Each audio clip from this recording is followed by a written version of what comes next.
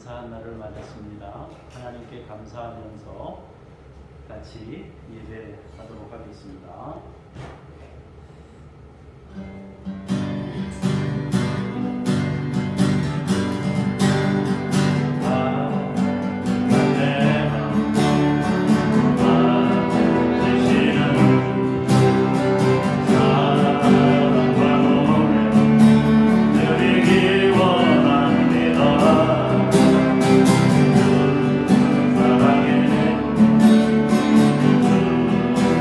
사랑해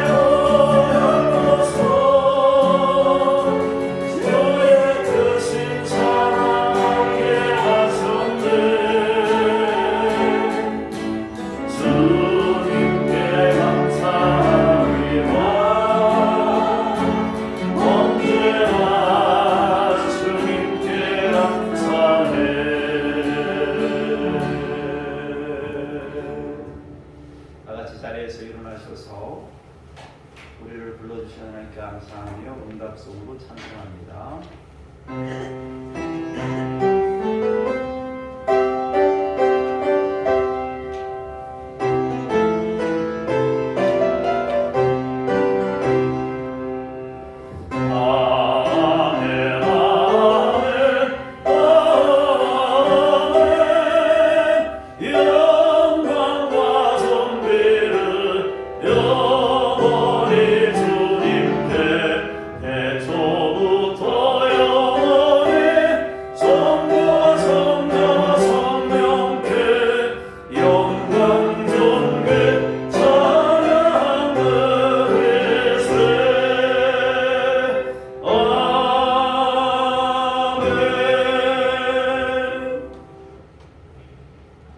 주의 빛과 주의 진리를 보내시어 나를 인도하시고 주의 거룩한 산과 주께서 계시는 곳에 이르게 하소서.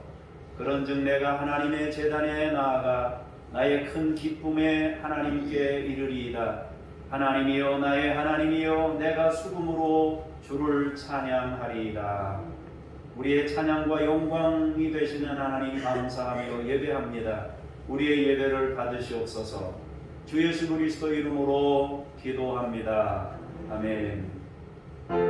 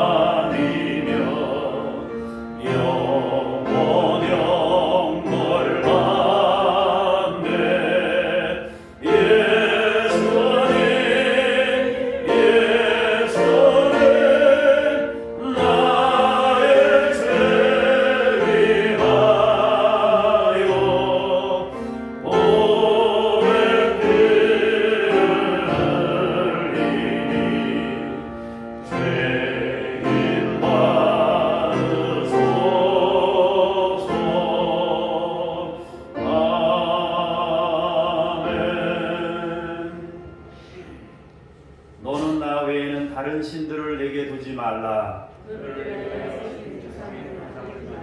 너는 내 하나님 여호와의 이름을 망령되게 부르지 말라. 내 부모를 공경하라. 간음하지 말라. 내 이웃에 대하여 거짓 증거하지 말라. 아멘. 참회의 기도로 함께 기도합니다. 십자가에서 보혈을 흘리시며 모든 죄를 용서해 주신 예수님을 바라보며 회개합니다.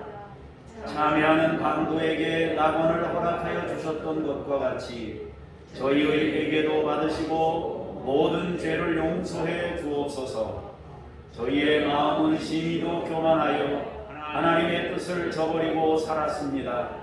부패하고 가증한 행실로 하나님의 영광을 가렸고 선이 무엇인지 알면서도 실천에 옮기지 않으므로 마음의 완악함을 드러냈습니다.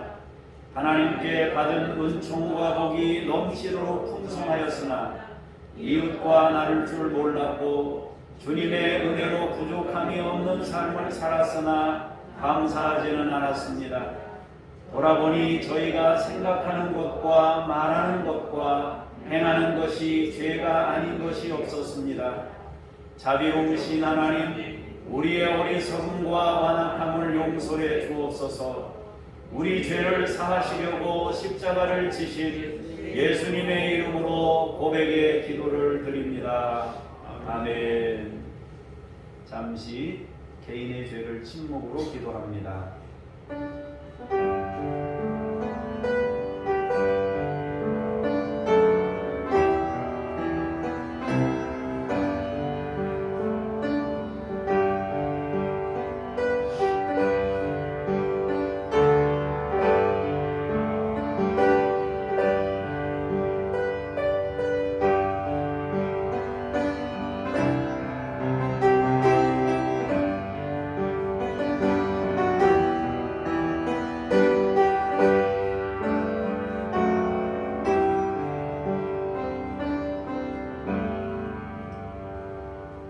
자기의 죄를 숨기는 자는 형통하지 못하나 죄를 자복하고 버리는 자는 불쌍히 여김을 받으리라.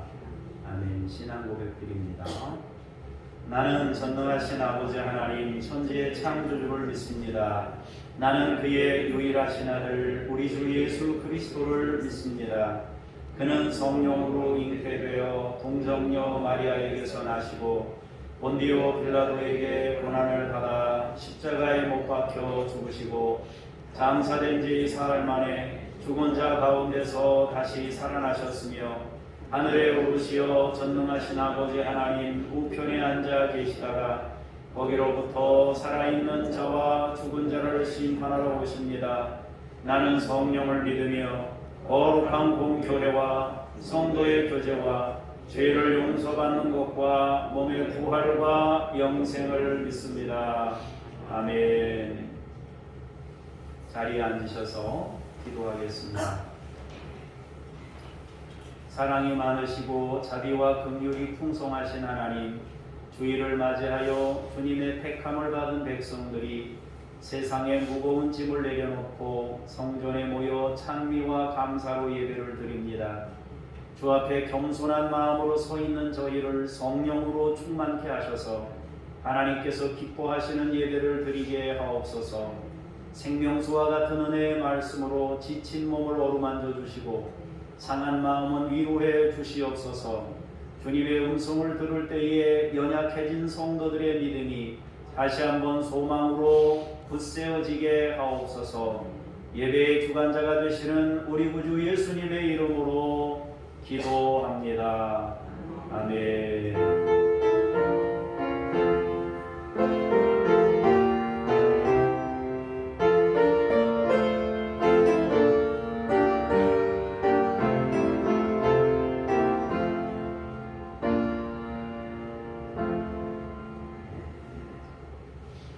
마음을 모두어 말씀 앞으로 나아가면서 찬송하겠습니다.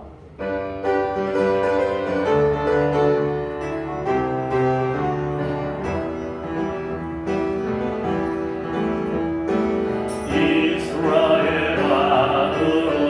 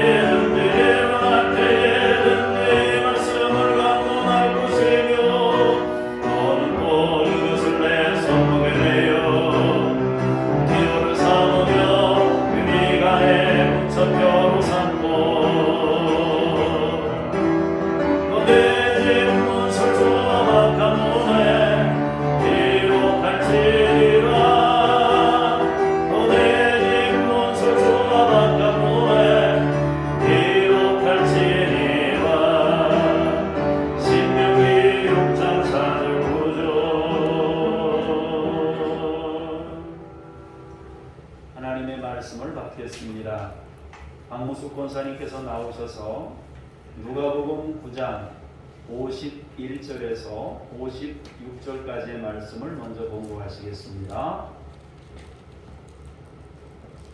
예수께서 승천하실 기약이 차간 후 예루살렘을 향하여 올라가기로 굳게 결심하시고 사자들을 앞서 보내시매 그들이 가서 예수를 위하여 준비하려고 사마리아인의 한 마을에 들어갔더니 예수께서 예루살렘을 향하여 가시기 때문에 그들이 받아들이지 아니하는지라. 제자 야고보와 요한이 이를 보고 이르되 주여 우리가 불을 명하여 하늘로부터 내려 저들을 멸하라 하기를 원하시나이까. 예수께서 돌아보시며 꾸짖으시고 함께 다른 마을로 가시니라. 아멘. 주님께 감사합니다. 누가복음 9장 57절에서 61절까지의 말씀을 김미란 권사님께서 봉독해 주시겠습니다. 길 가실 때 어떤 사람이 여짜오되 어디로 가시든지 나는 따르리이다. 예수께서 이르시되 여우도 굴이 있고 공중의 새도 집이 있으되 인자는 무리를 둘 곳이 없도다 하시고 또 다른 사람에게 나를 따르라 하시니 그가 이르되 나로 먼저 가서 내 아버지를 장사하게 허락하소서.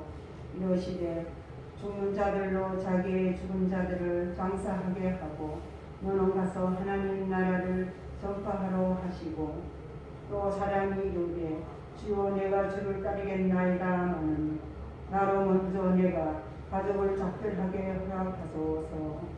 아멘. 주님께 감사합니다. 62절의 말씀을 봉독하겠습니다. 예수께서 이르시되 손에 쟁기를 잡고 뒤를 돌아보는 자는 하나님의 나라에 합당하지 아니하니라 하시니라. 아멘. 주님을 찬미합니다. 오늘은 주님을 따르는 신앙에 대해서 생각해 보도록 하겠습니다. 여러분 모두가 주님을 따를 수 있는 믿음의 사람들이 되시기를 축복합니다. 오늘 본문은 예수님께서 십자가를 향해 걸어가는 모습을 보여줍니다. 물론 주님은 처음부터 십자가를 생각하시고 사역을 시작했습니다. 성육신 하신 것도 십자가를 향하신 것이었고 세례 받으신 것도 성령에게 이끌리어 광야로 가신 것도 모두 다 십자가를 향해 있는 걸음이었습니다. 그러나 십자가를 처음부터 사람들에게 드러내신 것은 아닙니다. 십자가는 제자들의 신앙 고백이 있고 난 뒤부터 드러내기 시작했습니다.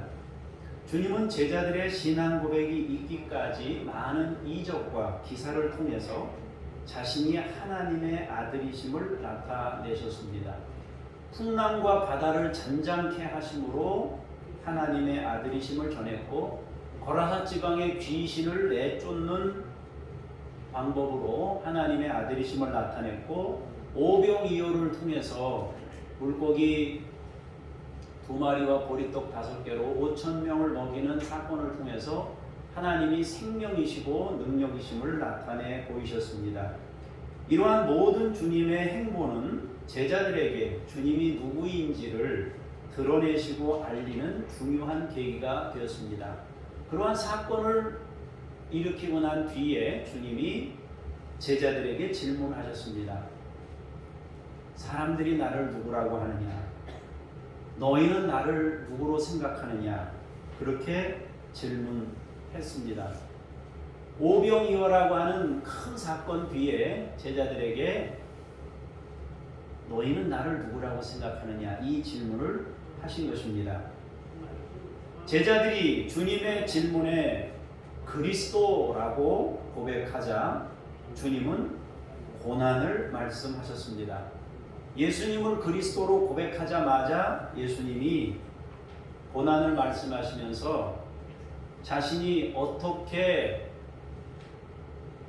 죽게 되는지를 말씀하셨습니다. 별세를 말씀하시고 십자가를 말씀하셨습니다. 그리고 십자가를 말씀하신 주님은 특별히 세 제자를 데리시고 변화산에 오릅니다. 주님은 그들에게 영광을 보여주셨습니다. 그러니까 오병이어라고 하는 사건을 일으키시고 나서 너희들 날 누구라고 생각하느냐 이걸 질문하셨습니다. 그리스도라고 대답하고 나니까 주님이 나 이제 죽는다 그 얘기를 말씀하셨습니다. 그리고 세 제자를 데리고 변화산에서 영광을 보여주신 것입니다. 주님은 변화산의 체험을 통해서 십자가와 영광이 하나인 것을, 십자가와 영광이 같은 것임을 제자들에게 알리신 것입니다. 십자가 뒤에 있는, 나의 죽음 뒤에 있는 영광의 황홀함이 무엇인지를 가르치시기 위해서 십자가를 말씀하신 후에 황홀한 경험을 하게 하셨습니다. 자, 박수 2번만 치겠습니다. 다시 한 번만 더요.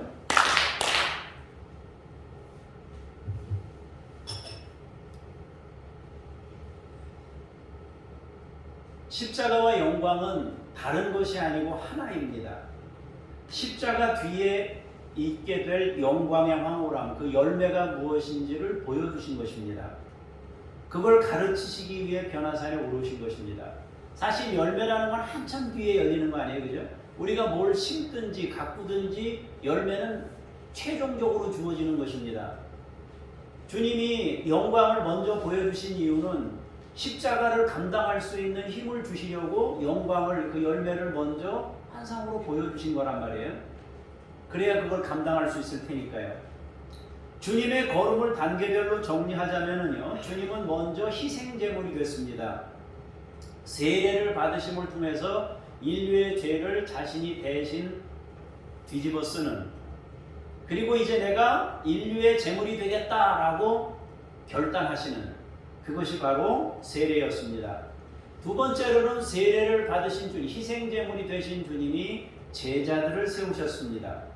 세 번째로는 그 제자들이 예수님을 하나님의 아들이고 그리스도로 믿게 하기 위하여 이적과 기사를 보여주셨습니다.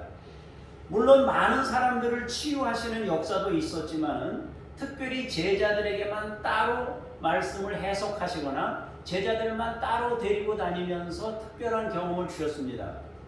바다를 잔잔케 한 것도 사실은 제자들과만 경험이고 변화산에 있었던 것도 특별한 제자들만의 경험입니다. 또 씨 뿌리는 비유를 따로 풀어서 해석해 주는 것도 역시 제자들에게만 주셨습니다. 이렇게 여러 가지 방편을 통해서 하나님의 아들이심을 드러내셨습니다. 네 번째로는 제자들이 주님을 그리스도로 인정하게 되자 주님은 그들에게 십자가를 가르쳐 주셨습니다. 그리고 십자가를 가르치신 후에 그 십자가의 열매가 영광임을 변화산에 올라 보여주신 것입니다.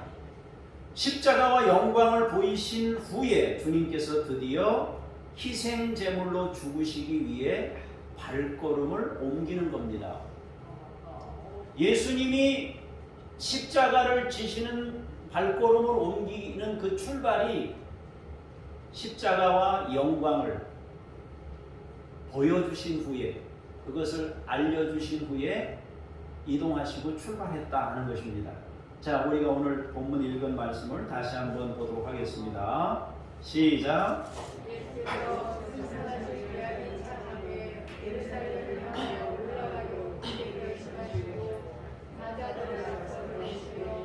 그들이 가서 예수를 위하여 준비하려고 사마리아인의 한 마을에 들어갔더니 예수께서 예루살렘을 향하여 가시기 때문에 그들이 받아들이지 아니하는지라.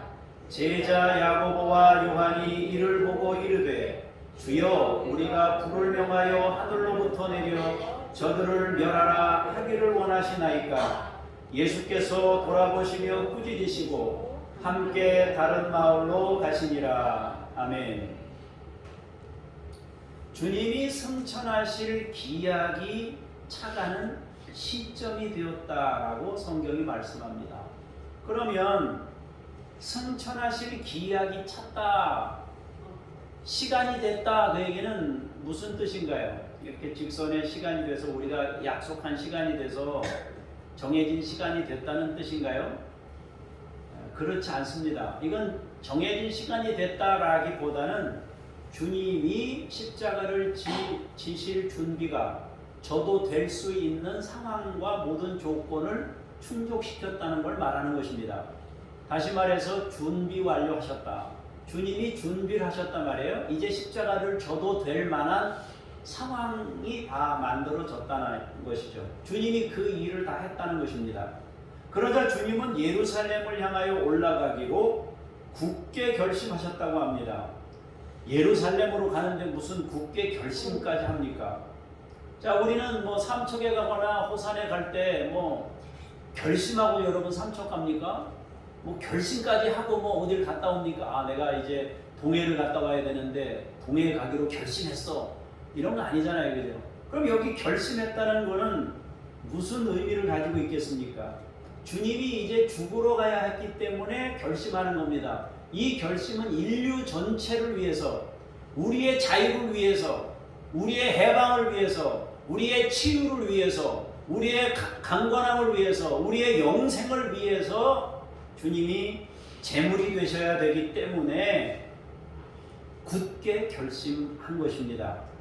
주님은 이번 걸음이 어떠한 걸음인지를 정확히 아셨기 때문에 굳게 결심하신 겁니다. 그래서 승천하실 기약이 참에 굳게 결심하시고, 이게 중요하단 말이에요. 자, 주님은 예루살렘으로 가시면서 사마리아의 한 마을을 들러서 지나가려고 하십니다. 예루살렘으로 가는데 사마리아를 거쳐서 가고 싶어 하는 거예요. 그런데 그 마을 사람들이 주님을 거절합니다. 왜냐하면 주님이 예루살렘을 향해 가고 있었기 때문입니다. 자, 유대인들은 우리가 다 아는 것처럼 사마리아 지역과 사람들을 더럽게 여깁니다. 그래서 그곳을 지날 때는 돌아서 갑니다. 사마리아 땅은 안 가요. 그 땅이 나오면 그 땅으로 지나쳐가는 게 아니라 이쪽으로 강을 건너서 돌아서 이 땅은 밟지 않는 거예요. 더러운 땅이라고 해서 안 밟아요. 사마리아라고 하는 땅은 아수르의 혼합 정책으로 인해 피가 혼합된 곳입니다. 다시 말해서 아수르가 이 이스라엘을 점령하고 난 이후에 이 사람들이 하도 세니까 이거 막 바꾸려고 혼합시키는 거예요. 그래서 이주 정책을 막 폈습니다. 이스라엘 사람들 잡아다 아수르에 살게 하고 아수르 사람을 데려다가 사마리아에 살게 하고, 그래서 막 섞어놓은 거예요. 피를 문화도 섞어놓고, 그래서 오직 신앙으로만 살려고 하는 그 절대 신앙을 무너뜨리려고 그렇게 한 것입니다. 그래서 결국엔 문화와 피가 혼합되어 있었기 때문에 사마리아 사람들은 유대인들이 싫어했어요. 그래서 멸시했습니다. 저것들은 더러운 사람들이다 하고 싫어했습니다. 그런데 주님은 갈릴리로 이동하실 때나 갈릴리에서 유대로 가실 때나 사마리아를 통과했습니다. 길도 가깝고 뭐로 돌아가냐 이거예요. 길도 가까운데, 그죠? 여러분, 우리 예수 믿는 사람들은 그런 거 아니에요, 그죠? 이사할 때 뭘 날짜를 따집니까? 편안한 날짜 따져서 그냥 가면 되지. 무슨 뭐 날짜가 필요해요? 못을 박는데 어디다 박는 게 뭐 그렇게 중요해요? 사진 제일 잘 어울리는 데다 박으면 됩니다. 그건 뭘 여기 사진 이 못을 여기다 잘못 박으면 뭐 우리 예수 믿는 사람들한테는 그런 거 다 필요 없습니다. 제일 편한 곳에 그냥 걸면 되는 것이고 제일 편안한 날짜에 가면 됩니다. 요즘에는 이사 달력도 나와 있어요. 그래서 이사 가는 사람들이요, 그거 날짜에 따라서 그거 여러분 뭐 손 없는 날 있잖아요. 그거 되면 값이 올라가요. 우리는 손 있는 날, 손 없는 날 따질 거 없이 그냥 용달차 싼 날 가면 됩니다. 예수님은 그런 거 안 가리시니까 사마리아를 들려서 가시는 거예요. 주님은 이처럼 모두의 주님이셨어요. 가리는 게 아니에요. 모두의 주님이셔요. 남자 여자 가리지 않고, 사마리아인 유대인 가리지 않고 모두의 주님이셨습니다. 그런데 사마리아 사람들이 주님을 배척했습니다. 거절했습니다. 우리 동네 들어오지 말라는 겁니다. 이유가 뭡니까? 예수님이 예루살렘으로 향해 가신다는 이유 때문입니다. 예수님이 우리 편인 줄 알았어요. 사마리아를 갈 때마다 들렸다가 지나갔다 왔다 갔다 하는데 보니까 예수님이 지금도 예루살렘으로 가시는데 분위기가 심상찮아요. 이전하고는 달라요. 이전 분위기는 이제 예수님의 인기가 막 올라가는 찰나고 막 이런 때인데 지금은 예루살렘으로 가시는 것이 주변 사람들이 생각하기에 임금님이대로 나라를 세우러 어떤 큰 뜻을 품고 나라를 세우러 이동하시는 것처럼 보이는 거예요. 그러니까 사마리아 사람들이 싫어하는 거예요. 아니 사마리아 땅에다가 나라를 세우지 왜 예루살렘 가서 나라를 세우냐 이거예요. 싫은 거예요. 우리 편인 줄 알았는데 아니라고 판단한 겁니다. 그러면 그렇지 역시 예수님도 별 수 없구나. 뭐 사람 안 차별하고 뭐 사람 안 가린다 그러더니 결국에는 예루살렘으로 가서 나라 세우려 하는구나. 예수님 우리는 거절합니다. 하고 예수님을 부정했습니다. 그들은 자기들이 주님께 맞추는 대신 주님이 자기들 편이 되기만 고집한 것입니다. 우리도 주의해야 합니다. 우리도 주의해야 됩니다. 주님은 내 편이신 게 분명해요. 주님은 내 편이신 게 분명한데 그러나 모두의 편이기도 합니다.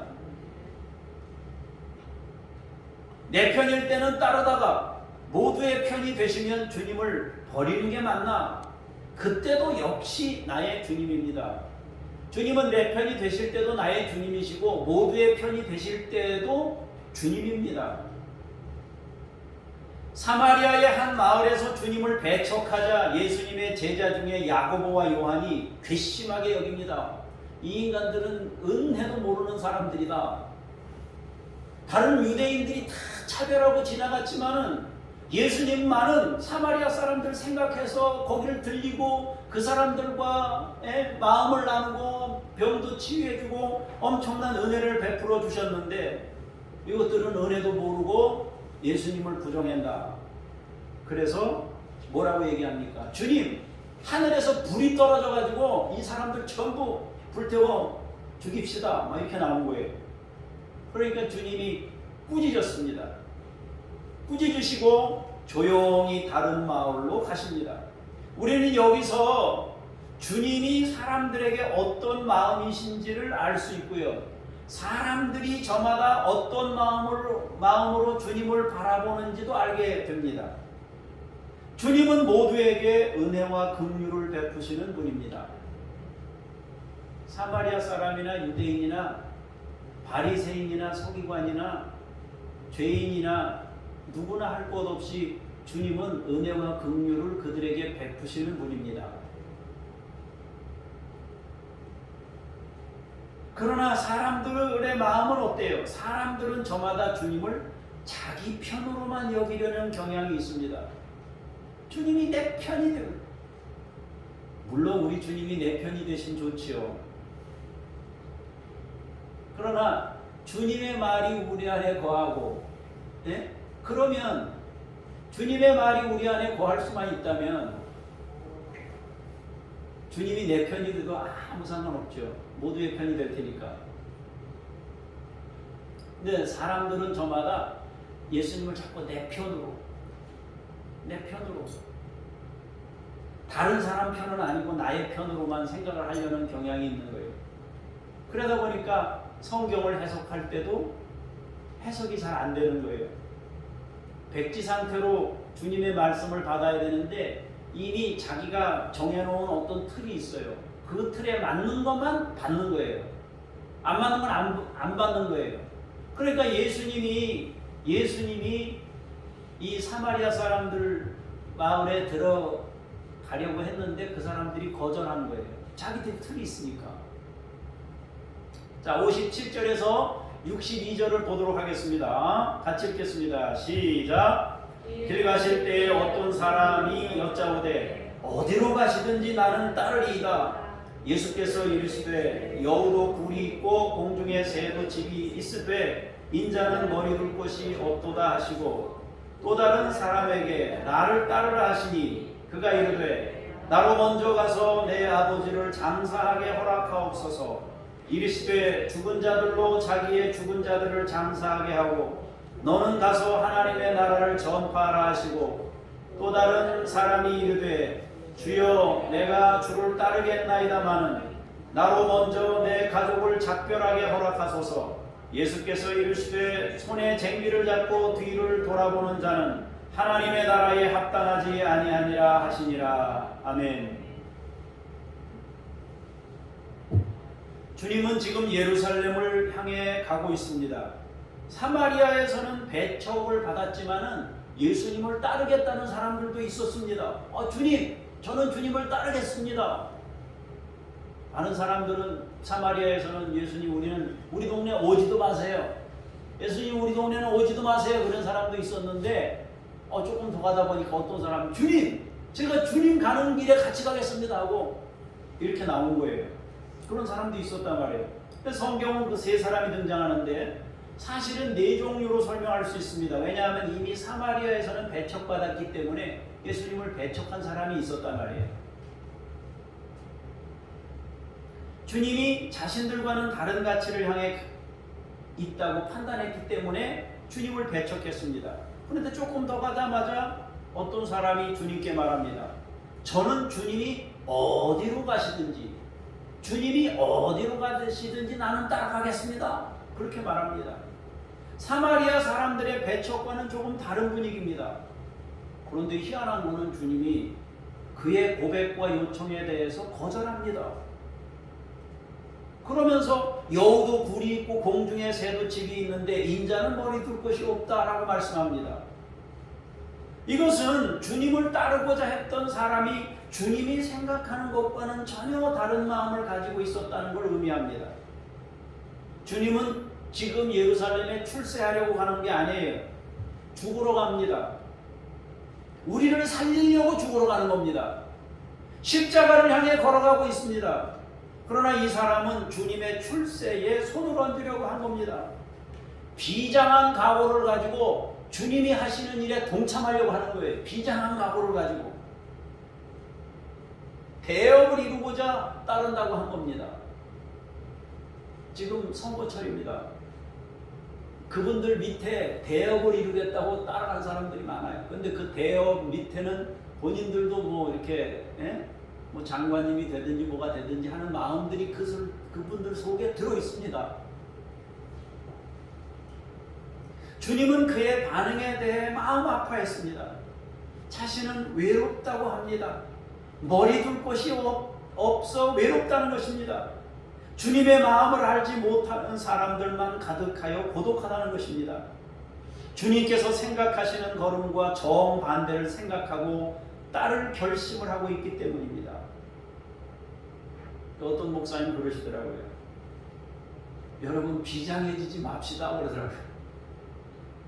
너무 비장하면 안 돼요. 비장하게 결심하고 막 뭘 한다 그러는데 사람이 비장해지면요 자기가 커질 가능성이 굉장히 높아요. 자기 주장이 강해질 가능성이 굉장히 높습니다. 주님의 은혜에 한 발씩 보조를 맞추며 가는 것입니다. 그것이 가장 이상적인 모습일 겁니다. 이번에는 주님께서 다른 사람에게 말씀하십니다. 따르고자 했던 사람이 있는 반면에 주님이 야, 너 나 따라와라 하고 주님이 어떤 사람한테 얘기를 하셨어요. 어떤 사람은 따른다 그러니까 또 주님이 외롭다 그러시고 이 사람한테 또 따라가자 그러니까 이 사람이 또 뭐라고 얘기합니까? 주님, 내가 가긴 가겠습니다. 그런데 나로 먼저 가서 내 아버지를 장사하게 허락하옵소서. 이스라엘의 장례는 두 가지 형태로 이루어집니다. 먼저는 더운 지방이기 때문에 여름에 부패가 심하거든요. 그러니까 요즘에는 이제 다 그 냉동고에 들어가지 않습니까? 그 전에는 다 이제 그 뭡니까? 방에다 놓고 병풍을 쳤습니다. 제일 먼저 불부터 빼야 되거든요. 연탄 불을 빼든지 보일러를 끄든지 왜냐하면 부패할 때니까요. 뜨뜻하면. 그래서 이제 그렇게 하고 놔뒀는데 여름철에 그게 안 되는 거예요. 또 평상시에 지병이 있던 사람들은 부패가 더 빨리 됩니다. 1시간, 2시간 만에 막 몸에서 굉장한 냄새가 막 납니다. 무슨 속에 뭐 병이 있다든지 그러면. 그러니까 이제 그걸 조치를 하는데 더운 지방이니까 당연히 시신을 빨리 장례해야 돼요. 그래서 빨리 장례를 하는데 첫 번째 장례는 가서 썩도록 내버려 두는 거예요. 빨리 진행을 하는 거예요, 장례를. 갖다 썩도록 내버려 두는 거예요. 두 번째 장례는 1년 뒤에 합니다. 1년 뒤에 뭐 살이 다 없어지고 뭐 썩어서 부패하고 다 사라지고 뭐만 남아요? 뼈만 남겠죠. 이 뼈만 남는 걸 이제 추스리는 거예요. 그렇게 2차 장례를 행하게 됩니다. 아마도 이 사람은 2차 장례식을 말하는 것 같아요. 그러면 예수님이 지금 가시는 걸음인데 아버지가 돌아가신 거예요? 다시 말하면 1년이 안 됐단 말이에요. 지금 1년이 안 됐는데 1년은 맞추고 가겠다는 얘기예요. 1년을 맞추고 가겠다. 그 얘기는 만약에 그게 오늘이 장례식이라고 그러면 그냥 장례 오늘 하고 가면 되는데 그게 아니란 말이에요. 돌아가신 지가 1달이 됐는지 2달이 됐는지 2달이 됐으면 10달을 기다려야 되는 거 아니에요? 3달이 됐으면 9달을 기다려야 되는 거 아니에요? 그죠? 나 장례 좀 하고 갈게요. 내가 주님을 따르긴 따르겠는데 그럼 예수님 벌써 십자가에 죽어요. 지금 결심하고 지금 예루살렘 가고 계시는데 지금 장례하고 간다 그러면 다 끝나요. 예수님 다 끝나요. 부활의 영광까지 다 끝날 수 있어요. 그러니까 지금 예수님이 이 걸어가는 이 길을 이 사람이 지금 알고 있어요? 모르고 있어요? 전혀 모르는 거예요. 지금 분위기 파악이 안 되는 거예요. 분위기 파악이. 여러분 분위기를 파악한다는 게 굉장히 중요하거든요. 분위기를 모르면 엉뚱한 소리 하게 돼요. 분위기를 알면 그 분위기에 맞추는 거 굉장히 중요한데 분위기를 모르면 엉뚱한 소리 하는 거예요. 그러면 우리가 흔히 말하는 뻘쭘해지잖아요. 그죠? 근데 이건 뻘쭘해지는 정도가 아니고 예수님이 인류의 죄를 대속하는 중차대한 문제를 앞두고 있는데 가자 그러는데 나중에요 이런 거 아니에요? 나중에요 그렇게 된 거잖아요. 상황 종료 다 끝났어요. 이미 다 끝났어요. 끝나고 난 다음에 뭐가 필요하겠어요? 끝나고 난 다음에 가장 어려울 때 도와야 그게 진짜지. 어려운 거 다 지나갔는데 그 다음에 도와준다는 필요 없어 이렇게 되는 거 아니에요, 그죠? 이 부분에 대해서 우리는 두 가지로 해석할 수 있어요. 하나는 시점이에요. 시점, 타이밍. 주님은 지금 십자가를 지시기 직전입니다. 곧 인류의 모든 죄를 짊어지고 희생제물이 되는 시기입니다. 이것보다 더 중요한 건 그 무엇도 없어요. 지금이 바로 그 시점이에요. 이런 상황에서는 그 어느 것도 우선순위를 논할 입장이 될 수 없습니다. 그야말로 모든 인류에게 영원한 생명의 문을 여시는 막중한 시간입니다. 그러므로 어느 것도 주님의 걸음을 멈추는 명분이 될 수 없습니다.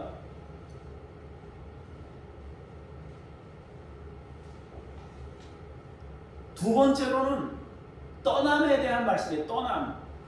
성경은 아브라함에게 너는 본토 친척 아비집을 떠나 내가 네게 보여줄 땅으로 가라고 하셨습니다. 그는 아버지의 문화와 조상의 문화와 삶의 자리를 떠나야 했습니다. 하나님께서 보여주실 땅은 이 세상에 속한 것이 아니기 때문입니다. 처음에 아브라함은 이 땅에 속한 그 어딘가에 약속의 땅이 있다고 생각했습니다. 그는 그것을 얻기 위한 걸음을 걸었습니다. 그러나 점차 그것이 하늘에 속한 것임을 알게 되었습니다. 다시 말하면 현실에서 약속의 땅을 경험하게 하심으로 영원한 나라의 땅을 가르치고자 본토 친척 아비집을 떠나라고 하신 것입니다. 이와 똑같은 말씀이 나옵니다. 창세기 2장에 기록되어 있습니다. 남자에게 말씀하시기를 부모를 떠나 여자와 합하여 한 몸을 이루라고 말씀하셨습니다. 이거 좀 제가 조심스러운 얘기긴 한데 감안해서 들으시기 바랍니다. 부부 사이를 제일 어렵게 하는 원인이 뭡니까? 제일 어렵게 하는 거예요. 부부가 언제 제일 많이 싸워요? 언제 이혼을 제일 많이 합니까? 그 부부 사이에 다른 것들이 많이 들어올 때입니다. 누가 제일 많이 들어와요, 거기? 부부 사이에 누가 제일 많이 들어옵니까? 부모님이 많이 들어오고, 자녀들이 들어오고. 그래, 금이 가는 거 아니에요? 가정은 새로운 시작입니다. 그 새로운 시작은 부모를 떠나는 것에서 이루어집니다. 남자는 또는 여자는 자신이 성장하면서 만들어진 자기를 그대로 가지고 가정을 이룰 수 없습니다. 이제는 자기를 비우는 시간입니다. 에덴을 이루기 위해서 자기를 비우면서 다른 일을 채우는 과정입니다. 바꾸면 서로 사랑을 위해 주님의 마음을 채우고 상대를 받아주는 시간입니다. 그러므로 자기를 고집하는 것은 에덴을 시작할 수 없게 합니다. 사실 부모는 자녀의 가정의 행복을 누구보다 바라고 누구보다 가장 행복하게 만들어줘야 될 책임이 있어요. 그럼 가장 행복하게 만들어주는 책임이 뭡니까? 할 수 있는 방법이 뭐예요? 손을 떼는 겁니다. 그런데 손을 떼기보다는 손을 자꾸보다 얹으니까 더 피곤해지는 거예요. 힘들어지는 거예요.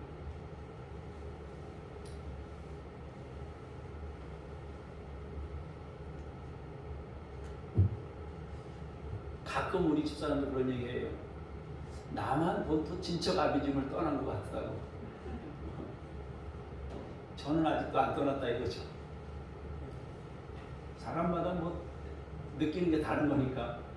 근데 어쨌든 떠나는 것이 참 중요한데 떠나는 게 안 되는 거예요. 그래서 주님이 따르라 그러는데 안 되는 거예요. 그게 묶여 있는 거예요. 그 삶에. 에덴이라고 하는 것은 떠남에서 출발되는 겁니다. 결국 주님께서는 나를 따르는 삶은 어딘가에 묶여있는 삶에서 벗어나야 한다고 말씀합니다.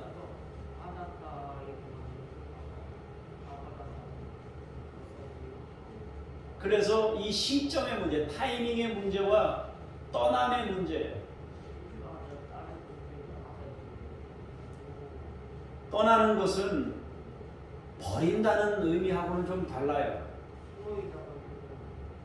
지혜롭게 떠나는 게 중요해요. 지혜롭게.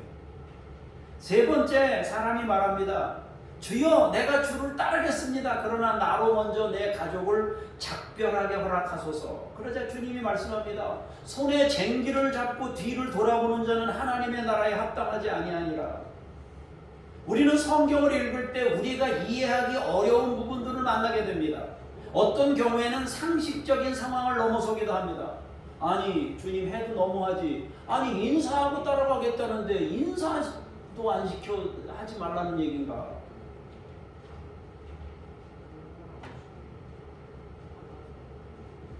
이 말씀은 단순히 가족과 작별 인사도 없이 나를 따라오라고 하신 말씀으로 이해하지 말아야 됩니다. 이것은 미련을 버리지 못함에 대한 말씀입니다. 여전히 세상적인 가치 기준에서 벗어나지 못하는 우유부단을 수정할 것을 말씀합니다. 내 가족을 작별하게 허락하소서. 이 말은 작별 인사를 의미하는 게 아닙니다. 작별을 허락받는 과정을 의미합니다. 한 가지 예를 들어 볼게요. 어떤 사람이 주의 종이 된다고 합시다. 하나님께 소명을 받아가지고 주의 종이 되려고 하는 거예요. 어머니, 아버지, 제가 이제 신학을 해서 주의 종이 되겠습니다. 근데 그걸 찬성해야 되는데 이제 자식이 고생길로 들어선다고 생각하니까 이제 그걸 이제 반대하려고 그러는 거 아니에요? 사람들이. 그럼 마음이 당연히 약해지죠. 가족이 모두 신앙인이라면은 그것도 좋은 신앙인이어야 돼요. 사모하라 그러면 사모하라 그러면 결혼시키려고 그러다가 사모하라 그러면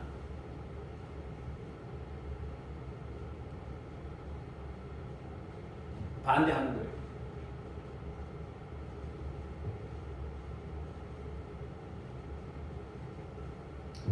저도 한두 번 만나다가 이렇게 저거 했는데 헤어졌는데 권사님 딸이었어요. 권사님 딸. 누가 소개시켜줘가지고 한두 번 만났는데 근데 권사님이 반대했어요. 너 신학생한테 시집가면 죽을 고생한다. 이거 반대했어요. 그래가지고 얼마 만나지 못하고 그냥 끝났어요. 그랬는데 가족이 반대하는 거예요. 그 신앙을 절대적으로 가지고 있는 사람이면 찬성할 수도 있어요. 그러나 가족 중에 모두가 신앙을 가지고 있는 게 아니거든요.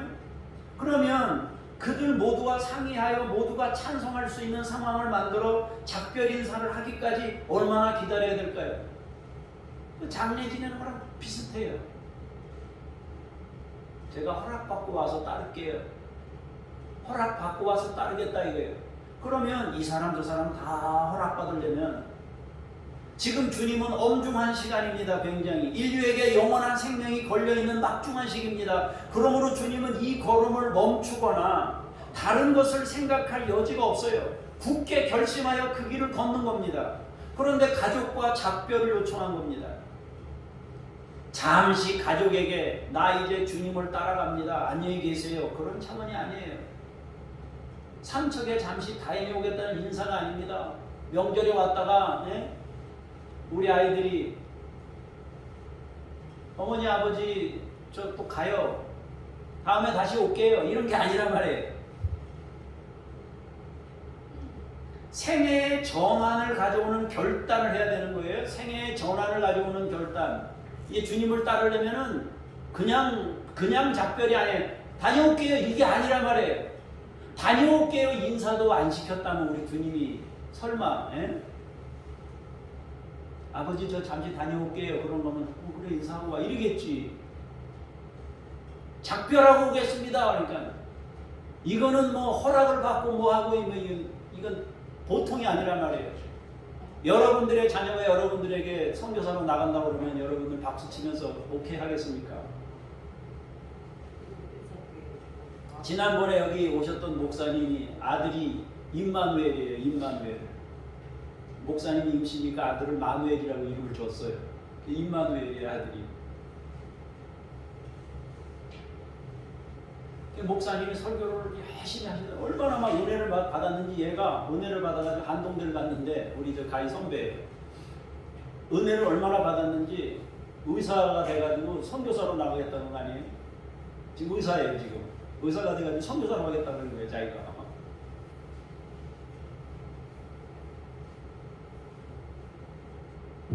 근데 어디로 선교사로 간다 그러냐면 중동으로 가겠다 그래요. 중동으로. 그러니까 사모님이 막 난리가 난 거예요. 이제 안 된다. 죽는다. 너 아무도. 하나님의 일을 하는 데 있어서 모두가 다 공감하고 허락받을 수 있고 가려면 못 가요. 죽을 때까지. 못해. 우리가 어떤 일을 설계하고 내가 내 일을 개척하고 새로운 일을 설계하고 가는데 이건 여러분 자녀들이 마찬가지. 자녀들이 어떤 사업을 시작하려고 하는데 부모님한테 동의를 구하는데 협조를 구하고 동의를 구하고 기도 부탁을 할 수 있어요. 그러나 내가 만약에 이거 옳다라고 생각하고 의지를 가지고 하게 되면 창조적인 에너지를 가지고 시작하는 결단을 가지고 하는 거예요. 그걸 다 할 때까지 기다리면 자기 인생 못 살아요.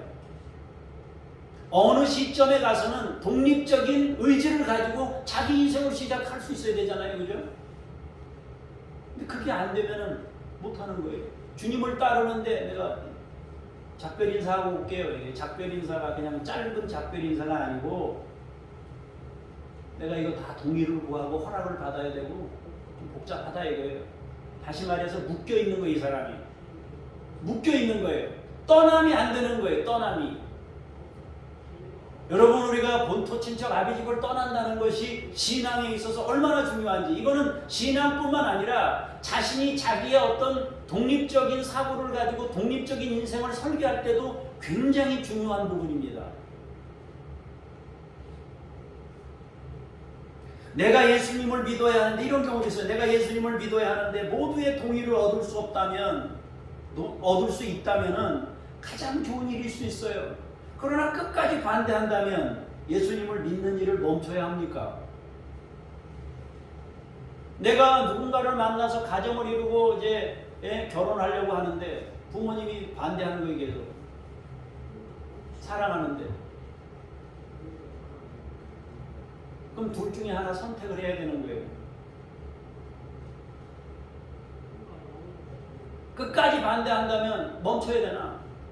그럼 계속 마마보이로 살아야 되나?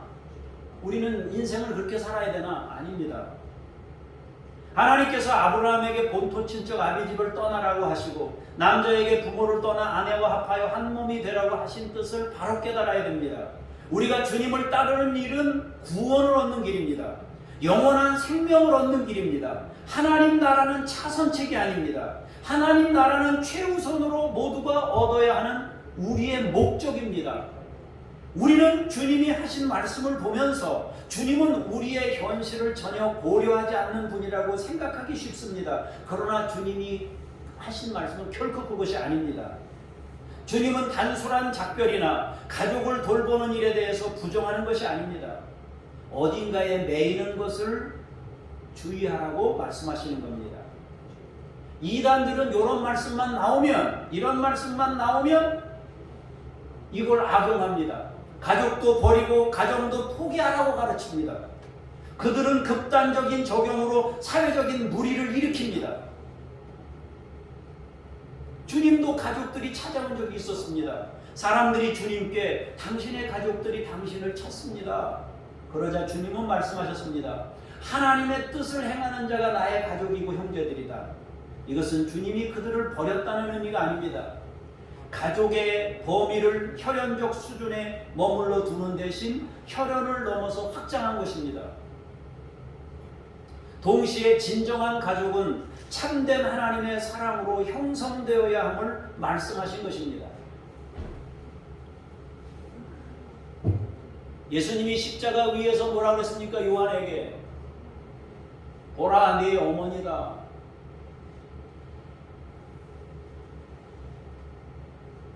왜 그 말씀하셨어요? 요한에게 마리아를 부탁한 거잖아요. 그 십자가 위에서 그 마지막 순간에도 그 어머니를 요한에게 부탁하잖아요. 예수님이 부모를 버리고 예수님이 뭐 버린 게 아니란 말이에요. 우리가 생각하는 그게 아니라고요. 주님은 가족의 범위를 혈연적 수준을 뛰어넘어서 모두를 주님의 나라, 주님의 사랑으로 하나 되는 그걸 원한 것입니다. 사랑하는 성도 여러분, 우리가 주님을 따르는 신앙에 이르기 위해서 명심해야 하는 것이 있습니다. 하나님을 내게로 당기는 일이 아니라 우리가 주님이 이끄시는 대로 따르는 삶입니다. 사마리아 사람들이 주님을 배척한 이유가 무엇입니까? 주님은 결코 유대인들만을 위해서 예루살렘으로 가시려는 것이 아닙니다. 주님이 예루살렘에 가시는 이유는 심지어 사마리아 사람들의 구원을 위해서도 가시려고 하는 겁니다. 그런데 그들은 예수님을 유대인 편이라고 오해하고 거부했습니다. 그들은 편협한 자기 사고에 빠져 주님을 거부한 것입니다. 유대인들은 주님이 사마리아로 지나가실 때 죄인들과 함께 한다고 비난했습니다. 역시 그들도 자기 사고에 갇혀 주님을 바라보고 있는 겁니다. 그러니까 예수님은 어찌 보면 유대인들에게도 배척당하고 사마리아인들에게도 배척당하고 모두를 받으시니까 그러는 거예요.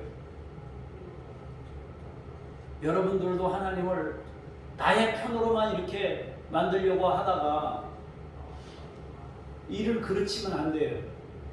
우리도 어쩌면은 유대인 편에 서서 믿음 생활을 하는지도 몰라요. 어떤 면에서는 사마리아인 편에 서서 믿음 생활을 하고 있는지도 모릅니다. 여러분은 유대인인가요? 사마리아인인가요? 우리는 예수의 사람들입니다. 우리는 유대인도 아니고 사마리아인도 아니에요. 우리는 예수의 사람들이에요. 그죠? 장례식을 마치고 따른다는 사람이나 가족과 작별하고 따른다는 사람이나 혹은 출세를 얻기 위해 주님을 따른다는 사람이나 결국 이들은 모두 같은 모습을 지니고 있어요. 주님은 주님의 나라를 전하고 있고 사람들이 주님의 나라를 이루기를 원하십니다. 여전히 어딘가에 갇혀 한 발도 나아가지 못하는 상황에 대해서 말씀하고 있는 겁니다. 출애굽은 몸만 나온다고 되는 일이 아닙니다. 그곳에서 지배당에 살던 문화와 습관까지 벗어나는 일입니다. 노예적인 사고에서 벗어나 창조적인 하나님의 사람으로 인생을 설계하고 그분과 함께 동행하며 인생을 걷는 것이 바로 신앙인입니다. 우리가 예수님을 따르는 신앙에 이르려면 과거의 나의 문화에서 벗어나야 됩니다. 단순히 가족과 작별 인사하는 그런 개념이 아닙니다. 다른 차원의 나라를 살아가는 것입니다. 주님의 가치로 새로 태어나는 것입니다. 그렇게 주님의 가치를 배워서 우리의 가족에게 가는 겁니다. 우리의 이웃에게 가는 겁니다. 여러분이 새로운 가치로 이웃에게 간다면, 다시 말해서 본토 친척 아비집을 실제로 신앙으로 떠날 수 있으면 그에게 하나님 나라가 건설돼요. 하나님 나라가 건설되어 가족에게 돌아가면 그 가족은 수지 맞는 겁니다. 굉장한 은혜가 주어지는 것입니다. 그렇게 주님의 가치를 배워서 우리 가족에게로 돌아가고 이웃에게 돌아갑니다. 사랑하는 성도 여러분, 주님의 사람이 되시기를 축원합니다. 주님의 기쁨이 되시기를 축원합니다. 본토 친척 아버지의 집과 작별하고 참된 하나님의 나라를 얻기를 축복합니다. 그렇게 주님의 나라를 이루시는 분들이 되시기를 축복합니다. 기도하겠습니다. 아버지여, 어딘가에 매여 주의 나라를 이루지 못하는 나약한 모습을 벗어나기를 원합니다. 거룩하고 순결한 하나님의 백성으로 새 출발하기를 원하며 새로운 창조를 주님과 함께 동행하며 이루기를 원합니다. 아버지여, 문화에 묶여있고 조상에 묶여있고 묶여있는 것에서 자유케 되기를 원합니다. 주의 은혜 안에 살기를 원합니다. 주여 인도하여 주시옵소서. 감사드리며 예수님 이름으로 기도합니다. 아멘.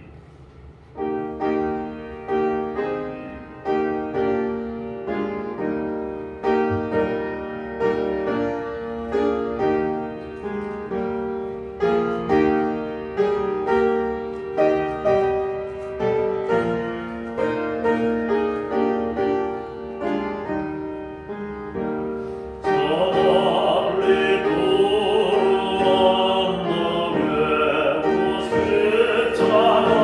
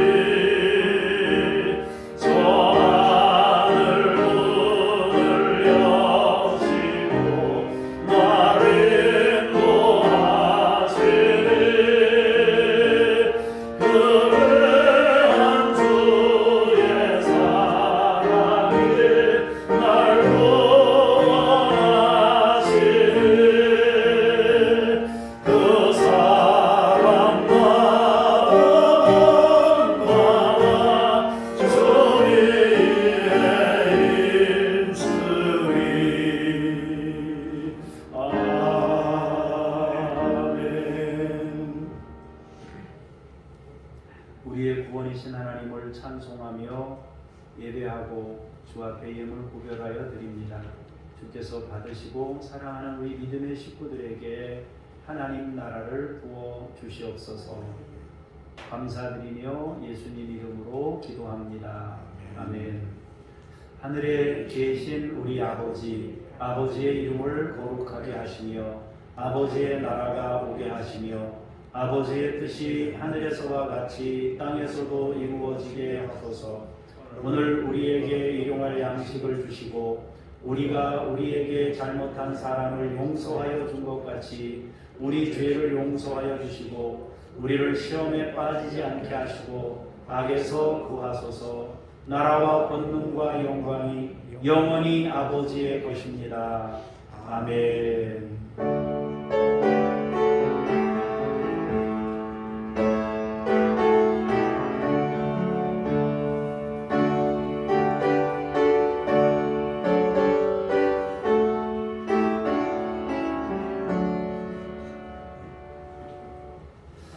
자리에 앉으셔서 중보기도 내용을 한번 여러분 읽어보시고 여러분 공예배에 열심히 참석하셔서 은혜 받을 수 있기를 바랍니다.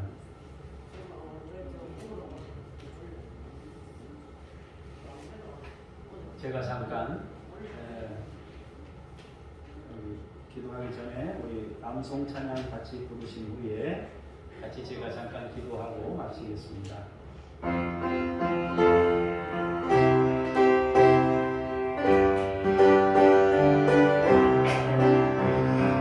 너희보다 먼저 가시는 너희의 하나님 여호와께서 애굽에서 너희를 위하여 너희의 목전에서 모든 일을 행하신 것 같이 이제도 너희를 위하여 싸우실 것이며 광야에서도 너희가 나가였거니와 산이 자기의 아들을 낳는 것 같이 너희의 하나님 여호와께서 너희가 걸어온 길에서 너희를 아르사 이곳까지 이르게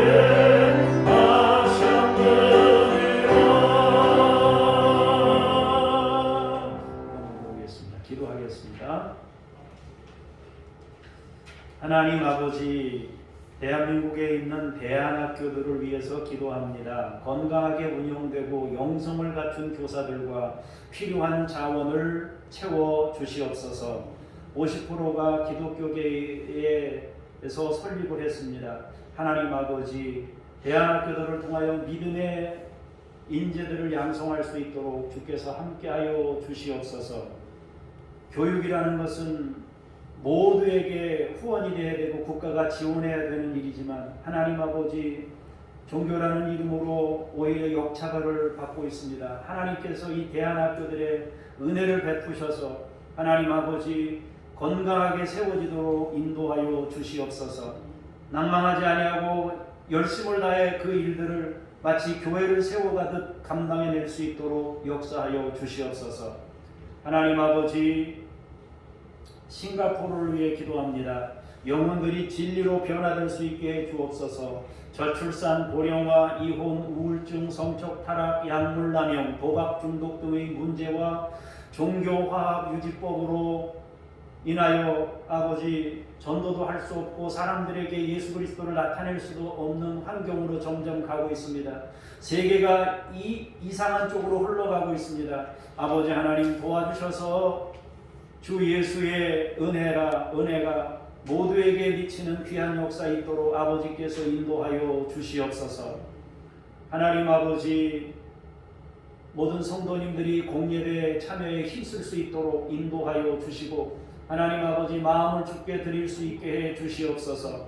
이송이와 북한 어린이들 야바 임마누엘에게 하나님께서 복 주시고 믿음으로 이들을 양육하여 주시옵소서. 하나님 아버지, 자신의 삶을 찾아 나간 포스터 밴데이지를 잊지 마시고 하나님께서 은혜와 긍휼을 그 아들에게도 베풀어 주시옵소서. 김유엘 선교사님, 이웃 아저씨 아줌마 선교사님, 이동식 서명숙 선교사님, 김수연 김명숙 선교사님, 천애슐리 선교사님에게 은혜와 복을 주시고 주의 영광을 나타내는 사역자들이 되게 도와주시고 견고한 믿음으로 주의 영광을 나타낼 수 있게 하여 주시옵소서. 은혜로우신 주 아버지 하나님, 사랑하는 우리 믿음의 식구들을 축복하며 기도합니다. 가정의 평강을 더하시고 하나님의 나라를 이루게 하시고 영육간에 강건하게 하시고 생업에 복을 주시고 하나님 아버지 관계 속에 역사하시며 하나님 아버지 모든 가정의 부부관계나 부모와 자녀 관계가 하나님의 평강으로 아버지 주의 나라가 가정마다 세워질 수 있도록 인도하시고 역사해 주옵소서. 자녀들에게 믿음을 주시고 그 길을 열으시며 만남의 복을 주시고 강건의 은총을 주시고 하나님의 보호하심 가운데 살아가도록 인도하여 주시옵소서. 우리가 알지 못하는 기도 제목 가지고 기도하는 것들이 있으면 하나님께서 그 기도하는 것마다 응답하시고 역사하시며 하나님이 살아계심을 나타내 보여 주시옵소서. 하나님 아버지, 주께서 우리 성도들을 자유케 하시고 하나님 아버지 새로운 주의 나라를 이루며 독립적으로 주님과 함께 새로운 인생을 열어갈 수 있도록 아버지께서 복 주시고 인도하여 주시옵소서. 우리 김몽자 성도님에게 하나님께서 복 주시고 주의 영광을 나타낼 그릇이 되게 해주시고 하나님 아버지 해방을 받아 아버지 하나님 사람들에게 주님이 하신 일을 행하신 일을 나타내시고 증명하는 귀한 종이 되도록 인도하시고 역사하여 주시옵소서. 하나님 아버지, 시험을 앞두고 있는 사람이 있습니다. 하나님 도와주시고 하나님이 살아계심을 또 몸소 체험하도록 인도하여 주시옵소서. 태중의 아이가 있습니다. 하나님께서 복 주시고 건강하게 출산하도록 하나님이 인도하여 주시옵소서. 생명의 소중함을 함께 아버지 하나님이 즐거워하고 감사하면서 하나님 아버지 멋진 미래를 함께 꿈꾸고 기도하면서 아버지 그걸 준비할 수 있도록 또한 인도하여 주시옵소서.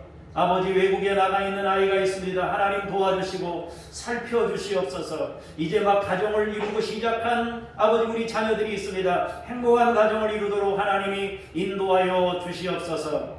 막 출산한 가정들이 있습니다. 하나님 아버지, 그 아이들이 믿음으로 잘 성장해서 주님의 큰 뜻을 이룰 수 있게 하여 주시옵소서. 하나님 아버지, 각자의 소원마다 하나님이 기억하시고 응답하시며 도와주시옵소서. 일주일 동안도 믿음으로 살게 하시고 주님 안에서 거하는 우리 모든 식구들이 되게 하옵소서. 주 예수 그리스도 이름으로 기도합니다. 아멘. 다 같이 자리에서 일어나셔서 찬송 부르시면서 주님과 함께 우리 삶의 자리로 나아가겠습니다.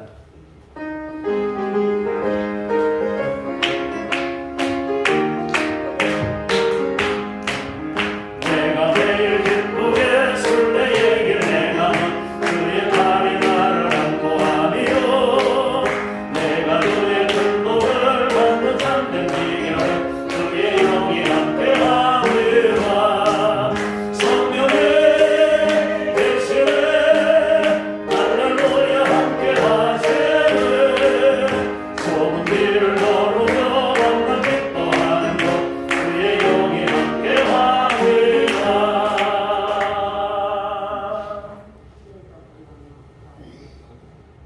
이제는 우리 구주 예수 그리스도의 은혜와 아버지 하나님의 그 크신 사랑하심과 성령님의 역사하심이 오늘 말씀을 통하여 주님을 따름으로 주의 나라를 이루며 주님과 함께 새로운 일들을 시작하며 살기를 원하는 하나님의 사람들 머리머리 위에 주께서 세우신 교회들 위에 이제로부터 영원까지 함께 하시기를 간절히 축원하옵나이다.